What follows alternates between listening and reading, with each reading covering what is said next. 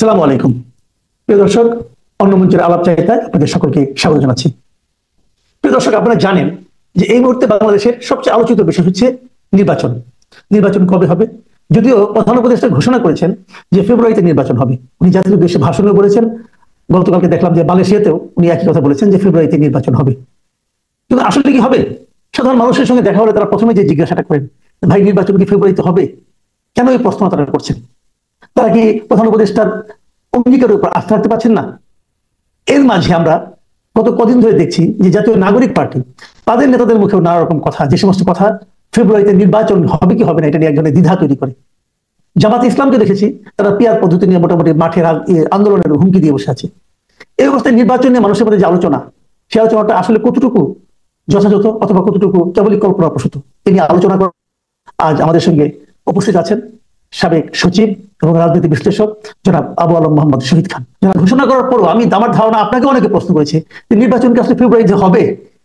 এই যে অবিশ্বাস, অনাস্থা প্রধান উপদেষ্টার কথার উপর, এটা কেন? আসলে প্রথম থেকে যখন নির্বাচন নিয়ে কথাবার্তা হচ্ছিল তখন এই নানান টাইমলাইনের জন্য প্রথমে একবার বলা হলো যে অল্প কিছু সংস্কার হলে ডিসেম্বরে নির্বাচন, আর বেশি কিছু সংস্কার হলে জুনে। পরবর্তীকালে না এই নির্বাচন আলোচনার মধ্যে আবার হঠাৎ করে উনি বললেন এপ্রিলে, লন্ডন বৈঠকের পরে উনি বললেন ফেব্রুয়ারিতে, এবং সেটা নিয়ে আবার জামাতে ইসলাম যখন রেসপন্স করলো তখন উনি আবার সেখানে থাকলেন না। পরে আবার ফেব্রুয়ারিতে নির্বাচন হবে প্রথম সপ্তাহের দিকে বা দ্বিতীয় সপ্তাহে, রমজানের আগে আগে এটা ঘোষণা হয়েছে। এবং ওই ঘোষণার পরে আমরা দেখেছি যেটা আপনি বললেন যে এনসিপি যে রেসপন্স, সেটা খুবই নেতিবাচক এবং তারা অনেক কিছুই বলে। তারা প্রথমে বলছিল যে বিচার শেষ না হলে বা বিচারে কাউকে ফাঁসিতে না ঝুলালে নির্বাচন কেন, সংস্কার শেষ না করে নির্বাচন কেন। আর এর মধ্যে জামাতে ইসলাম এবং ইসলামী দল, অন্য আরো কয়েকটি দল, তারা পিয়ার পদ্ধতিতে একটা নির্বাচনের ব্যাপারে আন্দোলন দানা বাঁধার চেষ্টা করছে। এই সব মিলিয়ে তখন মনে হচ্ছে যে একটা দেশে যদি নির্বাচন হয় তাহলে দেশের সকল রাজনৈতিক দলকে সেই নির্বাচনে অংশগ্রহণ করতে হবে। আমরা যদি অতীতে আবু আলম মোহাম্মদ শহীদ খান, আপনাকে আমাদের অনুষ্ঠানে স্বাগত জানাচ্ছি। ধন্যবাদ মাসুদ কামাল। শহীদ ভাই, আপনাকে জিনিস খেয়াল করেছেন, আমি যে কথাগুলি বললাম একটু আগে, যে এই যে প্রধান উপদেষ্টা তিনটা নির্বাচনের কথা চিন্তা করি, 14তে একতরফা, 18তে রাতের বেলা, 24-এ আমি তুমি ডামি নির্বাচন, এবং এই যে আমি তুমি ডামি নির্বাচন এবং 14 নির্বাচনে দেশের সবচেয়ে বিরোধী দল এবং অন্যান্য দল যে অংশগ্রহণ করেনি, যার কারণে নির্বাচনটা গ্রহণযোগ্য হয়নি। সেই কারণে এই নির্বাচন নিয়ে যখন কথা উঠে তখন যখন জামাতে ইসলাম, ইসলামী দল, অন্য কিছু দল এবং এনসিপি বিশেষ করে যারা নিজেদেরকে বৈষম্য বিরোধী ছাত্র আন্দোলনের দল হিসেবে মনে করে, ডক্টর ইউনূস সাহেবের অনেকে দোষারোপ করেন যে এটি একটি সরকারি দল, ডক্টর ইউনূস সাহেবের দল, এরকম যারা মনে করে, এবং তাদের অনেক চাপের মুখে বা আন্দোলনের মুখে বা তাদের অনুরোধে অথবা তাদের কথাবার্তায় অনেক কিছু সিদ্ধান্ত হয়েছে বাংলাদেশে। সেই কারণে তারা এখন জনগণ একটু কনফিউজ যে আসলে কি ফেব্রুয়ারিতে নির্বাচন হবে কিনা। বাংলাদেশে একটা নির্বাচন খুবই অনিবার্য, এবং বাংলাদেশের বর্তমান যে অবস্থা, বাংলাদেশের অর্থনৈতিক অবস্থা, বাংলাদেশের নিজের অভ্যন্তরীণ অবস্থা এবং বাংলাদেশের সাথে বাইরের যে সম্পর্ক, আমাদের যে বিশ্ব সম্পর্ক, সব মিলিয়ে বাংলাদেশে একটা নির্বাচন খুবই অনিবার্য এবং খুব দ্রুত এই নির্বাচনটা করা দরকার। পারলে ডিসেম্বরের মধ্যে একটা নির্বাচন হওয়া দরকার। কিন্তু এখানে নানান ধরনের কথাবার্তার মুখে হয়তো জনগণ এখন হতাশা বা জনগণ সন্দেহ অথবা আস্থাহীনতায় ভুগছেন। তাই আপনাকে আমাকে অনেকে এটা জিজ্ঞাসা করেন যে আসলে কি ফেব্রুয়ারিতে নির্বাচন হবে কিনা। এটা ঠিক আছে, কিন্তু এখন আমরা হয়তো আমি নিজে সবসময় বলি যেহেতু প্রধান উপদেষ্টা বলেছেন, এখন আমি অবিশ্বাসটা করবো কেন, এরকম বলি। কিন্তু নাকি নাসিরুদ্দিন পাটোয়ারি বললেন যে ফেব্রুয়ারিতে নির্বাচন হবে না, সে বলতেছে, কারণ এটা বাস্তবায়ন না হলে জুলাই সনদ 1% ছাড় দেওয়া হবে না, এগুলি নাহিদ ইসলাম বলতেছে। তাহলে উনি বলছেন নির্বাচন হবে, আর ওনার যারা ওনার যে দলের যে নেতা তারা বলতেছে নির্বাচন হবে না। তো এটাও কি মানুষের মধ্যে অনাস্থা তৈরির একটা কারণ, নাকি আবার ওনার সঙ্গে ওনার সৃষ্ট দলের মধ্যে কোনো দূরত্ব তৈরি হয়েছে বলে মনে হয় আপনার কাছে? এমনিতে অ্যাপারেন্টলি মনে হয় যে একটা দূরত্ব, কেন উনি এক কথা বলছেন এবং ওনার যারা সৃষ্ট তারা আরেক কথা বলছেন। এটাতে স্বাভাবিকভাবে যখন আপনি দেখবেন তখন মনে হতে পারে যে এটা তাদের মধ্যে দূরত্ব হয়েছে কিনা। আবার অনেকেই মনে করেন যে এটা ফ্রেন্ডলি গেম কিনা, উনি এক ধরনের কথা বলছেন এবং লোকজন আরেক ধরনের কথা বলছেন, এটাও অনেকে মনে করেন।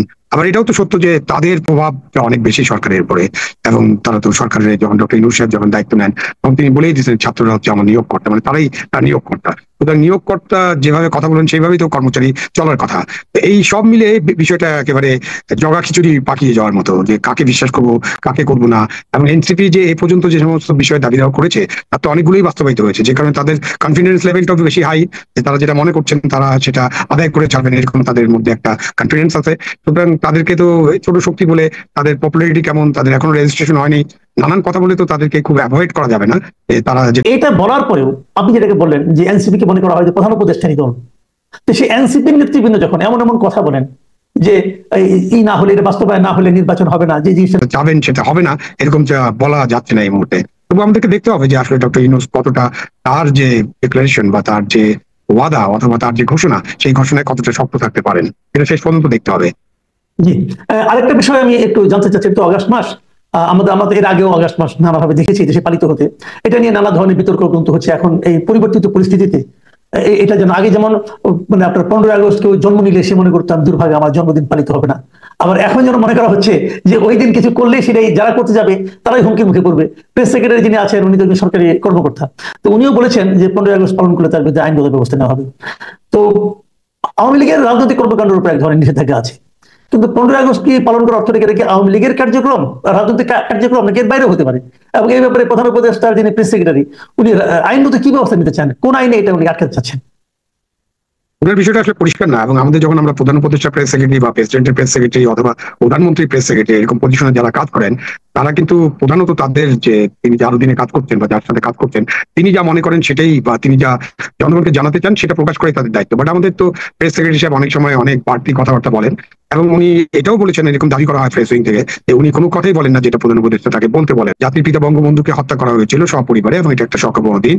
এটা আওয়ামী লীগ যেভাবে অতীতে পালন করেছে বা আওয়ামী লীগ যেভাবে এটাকে অনেক ঘটা করে পালন করেছে বলা যায়, বা অনেক বড় করে পালন করেছে, অনেক কিছু করেছে, সেই রকমটা তো হয়তো অনেকের পছন্দ না, অনেকে সেটা ভালোভাবে নেননি, এটা হতে পারে। বাট 15ই আগস্ট যদি আপনি ব্যক্তিগতভাবে কেউ পালন করতে চায়, কারো কাছে যদি এটা শোকের দিন মনে হয় বা উনি শোক পালন করতে চায়, তাহলে আপনি ব্যক্তিকে বাধা দিবেন কিভাবে? এখন আওয়ামী লীগ যদি ঘোষণা দিয়ে 15ই আগস্ট পালন করতে চায়, সেক্ষেত্রে যেহেতু তাদের কর্মকাণ্ড বা তাদের যে কার্যক্রম সেটাকে একটা অর্ডার দিয়ে প্রশাসনিক আদেশ দিয়ে নিষিদ্ধ করা হয়েছে, সেই ক্ষেত্রে হয়তো নিষিদ্ধ একটা কার্যক্রম চালাতে গেলে আইন শৃঙ্খলা রক্ষাকারী বাহিনী ওই ঘোষণার আওতায় তাদের বিরুদ্ধে আইন প্রয়োগ করতে পারে, এবং কি আইন প্রয়োগ করবে তারা সেটা জিজ্ঞাসা করবেন, তারা সেটা জেনে নেবেন অথবা তারা ব্যাখ্যা করবেন। তো সেই ক্ষেত্রে উনি যদি এটা মনে করে থাকেন যে 15ই আগস্ট যদি হঠাৎ করে আওয়ামী লীগ কিছু করতে যায়, মিছিল নিয়ে যেতে চায়, তাহলে হয়তো তাদের উপরে আইন প্রয়োগ করা হবে, এরকমটা উনি পরিষ্কার করেন নাই। কিন্তু একজন ব্যক্তিগতভাবে শোক প্রকাশ করতে চাইলে তাহলে তাকে বাধা দিবেন আপনি কোন আইনে? আপনার আইন তো নাই।